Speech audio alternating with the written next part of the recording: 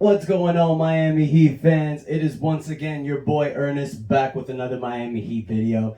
Guys, I'm smiling like crazy. I am so excited about this episode. Let's talk about last night's game against the Portland Trail Blazers.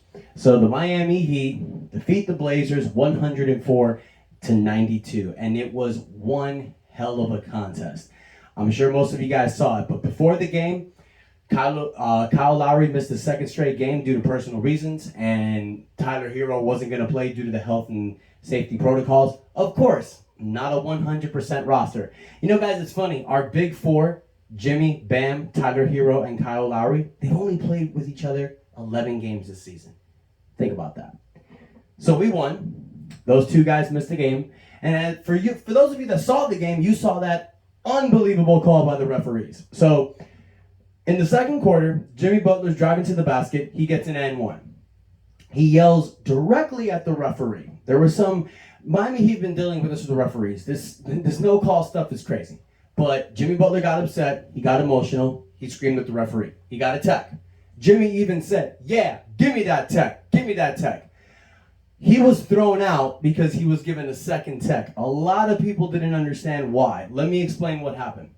As the referee was walking away, Jimmy Butler was still talking shit, saying curse words to that referee. I guess that referee was fine with it because it's like, whatever, Jimmy got the tech. As he's walking off, a second referee hears Jimmy saying what he's saying to that other referee as he's walking, hits him with the second tech, and that's what got him ejected. It was stupid, but at the end of the day, Jimmy lost his cool. You can't be doing that if you're the leader, bro.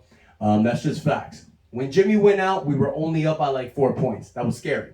Portland had C.J. McCollum and Anthony Simmons giving us the business. Robert Covington as well. So what happened? It was close throughout the second quarter, third quarter, even the fourth quarter. Now with 6 minutes left to play, Spoelstra brings in Bam.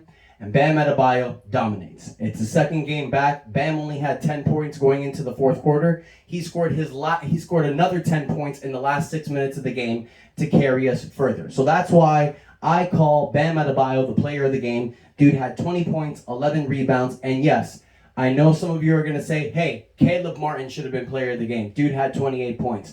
I love what Caleb Martin did last night, but at the end of the day, Bam Adebayo was the one that led us home. He led us to the victory. Had he not done what he did last night, I don't think Miami Heat would have won that game. Our spirits were crushed, especially the game was going real back and forth. You know, Portland had our number, and Bam just took over. Hitting beautiful jump shots, hitting free throw shots, getting at them with the defensive end, looking like the Bam Adebayo before he got injured. He proved to everybody that, hey, I can be called upon when you need me. Now, people are going to say, hey, you know, what's Bam Adebayo's level since the 2020 bubble? You know, Bam in the 2020 bubble was averaging 18 points, 10 rebounds, and that's what he's averaging now. You know, that's what you get with Bam Adebayo, but he shows you it's enough to get you to that next level. Bam Adebayo as your number 3 option is freaking incredible because you got Jimmy, Tyler, and Bam, reminiscent LeBron, Wade, Bosh. Just saying. But the Miami Heat moved to 29-16. They're still second in the Eastern Conference. They're pretty much tied with Chicago as far as percentage records goes.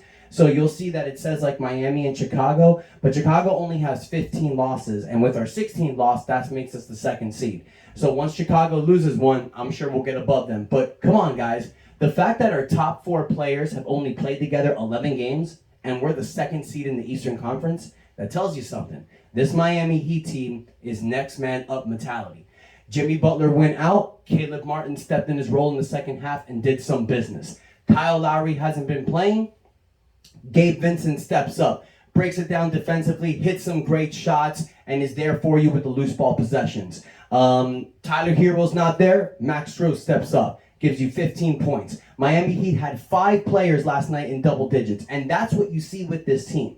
When fully healthy, the offense is going to rotate around Jimmy, Tyler, and Bam. But whenever these guys don't play, you see all these guys step up. Max Strus, Gabe Vincent, Dwayne Dedman, Duncan Robinson at times.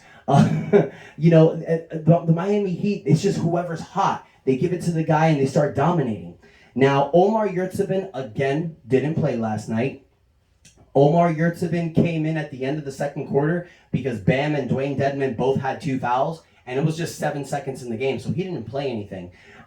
There's nothing wrong going on with Omar, guys. Here's the thing. Omar is a third-string center. So just like you saw with those 13 games where he dominated, he has to wait for his time. Reason why is because Bam is starting and Dedmon is the number 2. Guys, Dedmon is a veteran. He knows how to win. Last night in the fourth quarter, he showed you why. Scoring, rebounding, blocking shots. When the moment is needed and called upon, you usually go with the veteran. But that doesn't say you got Omar waiting in the wings, so anything can happen. Eric Spoelstra is going to have to make some difficult decisions, guys. As you know, we're pretty much like, I want to say 13 deep, where you can rely on all these players. But with Spoelstra, he likes to go with an 8 to 9 man rotation come playoff time. It's the guys that he trusts the most, and it's smart coaching. You know, you want your best players out there at all times. So as we start winding down the season, you're going to see Spoelstra rely on 8 or 9 guys to go out there. So he's got to make some difficult decisions, especially when Victor Oladipo comes back. But the Miami Heat are showing that they are the deepest team in the NBA simply because of how they're playing, guys. This is simply incredible. You know, it doesn't matter, you know, if our star players are out. These guys step up and they play hard. That's Miami Heat culture. It's like I say, the Miami Heat turns good players into great players. It's not because we find these gems. You know, this goes back all the way to Keith Askins in the 90s. Then guys like Udonis Haslem, Hassan Whiteside, Kendrick Nunn, Duncan Robinson. You know, we're getting all these guys. But that's someone else I want to talk about right now, Duncan Robinson. We're still continuing to see that Max Strus is getting more playing time. Duncan started last night. He only played 20 minutes. Max Strus played over 32. So, especially at the end of the games, Eric Spoelstra is relying on Max Strus more. Now, Duncan hit 3 for 5 of his 3-point shots. You know, it's 40%, 9 points. But it looks like Duncan's liability is where Max Strus is stepping up, and that's on the defensive end. Now, I did hear a report yesterday. I don't know how much I believe this, but they're now saying that Duncan Robinson is open in the market, which means Miami is open to trading him. I said it before, and I'll say it again. I don't know what type of value you're going to get for Duncan. It's hard to say you can get a first-round draft pick. We have our first-rounder this year, so if there's a possibility that we can get an expiring contract with a first-round pick, I think that'd be the only way Miami would be flexible and open the idea. But don't trade him, man. You know, this guy has shown that he could be a lethal threat. There's something going on. I don't know if it's because of the new team or the structure. And look, Max is hot right now. Max is doing his thing. He's at where Duncan was 2 years ago. When you want that money, when you want that big level, you play your hardest. Fact is, guys, Duncan got paid. So sometimes this happens. We've seen it happen. Udonis Haslem, Hassan Whiteside, Dion Waiters, James Johnson. You know, you saw that. These guys were dominating in the NBA. Then we give them all this money, and they start playing like crap. You know, I mean, it happens sometimes. Players get comfortable. It's just human being nature. It happens. This is another thing that you think about when Tyler Hero's contract comes up. Tyler Hero's going to be up for an extension next year. Do you give him full money, or do you kind of hold back a little bit? You know, this is going to be a difficult decision to go with Tyler next season. But you know, that's next year's problem. So look, the Miami Heat are looking really good, you guys. Our next 3 games, we got one tomorrow against Atlanta. Then we got the LA Lakers on Sunday, and then we got a 3-game rest, and then we got the New York Knicks on the 26th. Miami Heat are looking real poised, looking real good. We are just a game. We're literally just like a Chicago mistake from being first seed. So we're doing business. The Miami Heat is showing that we are a legitimate NBA championship contender. More than half of the season, we've been keeping up with this. We are fully star-fronted at the top, but we are deep at the bottom. This team can do some damage. I will say this right now. This is the most deep Miami Heat team I've seen since 2014.